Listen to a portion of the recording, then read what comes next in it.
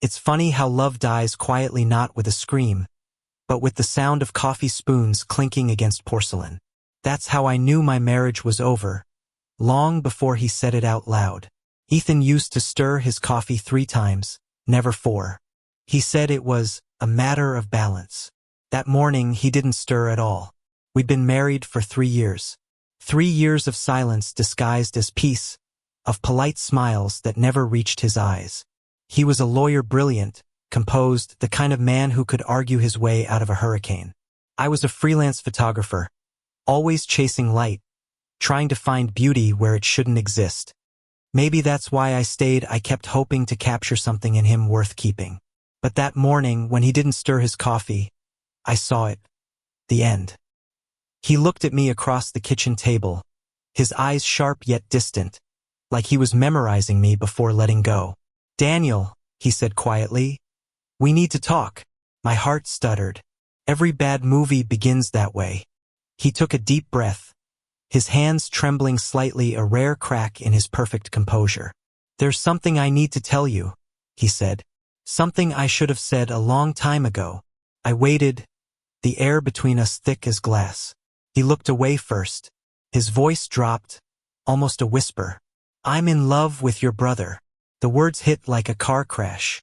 Everything slowed, the hum of the fridge, the sunlight creeping across the counter, the sound of my pulse roaring in my ears.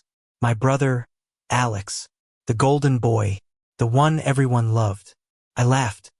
I actually laughed, a dry, broken sound that didn't belong to me. "Good one," I said. "That's funny." Ethan didn't move, didn't blink. He just sat there, hands clasped, like he was in court, waiting for the verdict. And that's when I realized he wasn't joking. The days after that were a blur of silence. Ethan slept in the guest room. I slept with the door locked. My mother called, asking if we were coming over for Sunday dinner. I said Ethan had a case. She said she missed him. I didn't know how to answer. I kept replaying it in my head, every touch, every word, every lie disguised as tenderness. Had it always been Alex? Maybe. I thought about last Christmas, Ethan laughing at Alex's jokes, his hand brushing mine under the table. A quick, nervous glance when Alex leaned too close. I thought it was my imagination. Turns out it was my blindness. On the 4th night, Ethan knocked on my door. I didn't answer, but he spoke anyway. "I didn't mean for this to happen," he said through the wood. "I never wanted to hurt you." I wanted to scream, to tell him he already had. But I just stared at the ceiling, letting the words crawl under my skin.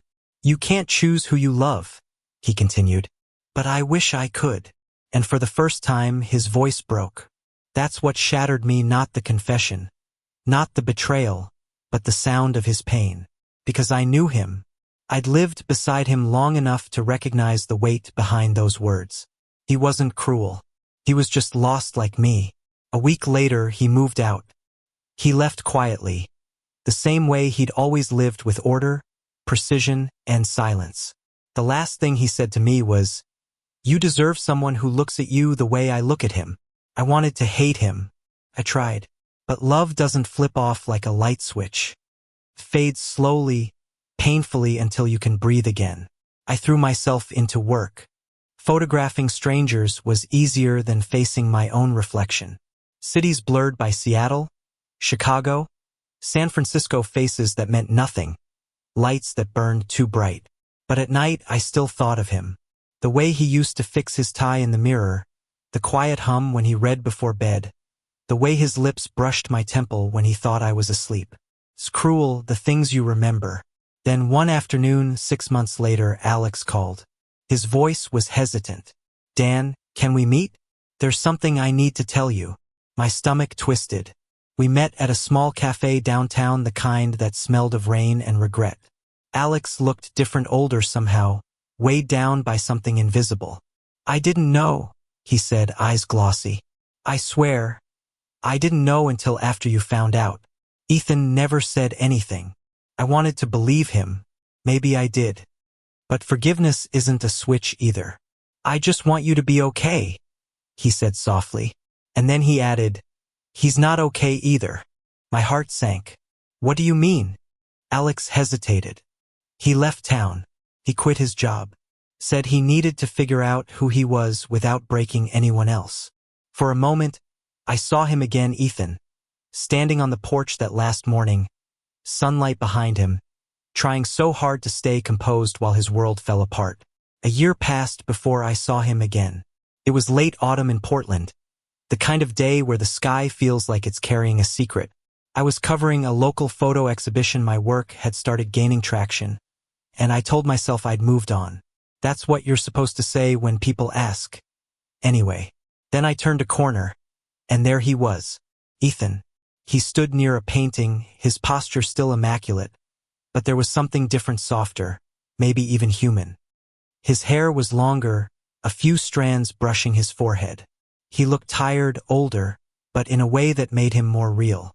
Our eyes met across the room, and for a heartbeat, everything, the betrayal, the silence, the years just stopped. He smiled, small, careful, like he was afraid I'd shatter. I didn't walk away. I should have, but I didn't. Daniel, he said when we finally stood face to face. You look, well, do I? My voice was steady, but my hands weren't. He gave a quiet laugh, low and familiar. Better than I deserved to. The air between us was heavy with what hadn't been said, the ghosts of coffee cups, the weight of years unlived.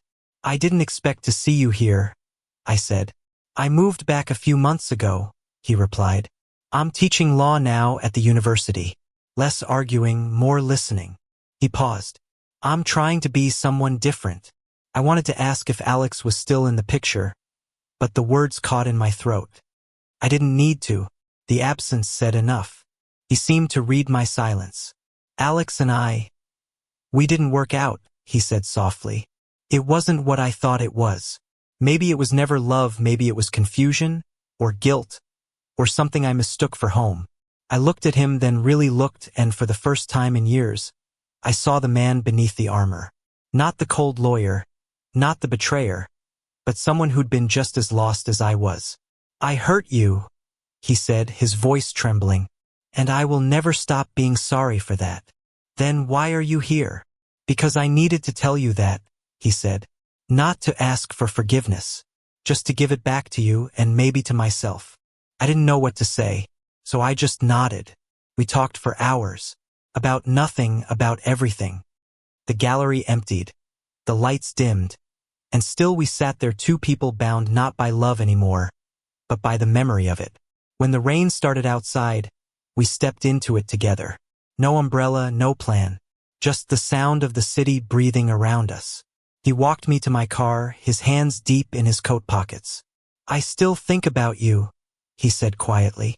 Not the way I used to, but in the way you think about a song that once saved you. That's kind of poetic for you, I said, half smiling. Guess you rubbed off on me, he said, eyes crinkling.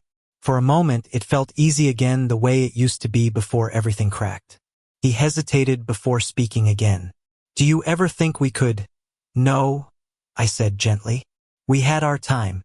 It ended. He nodded slowly, pain flickering across his face but also understanding. Then I'll be grateful for the time we did have. I smiled faintly.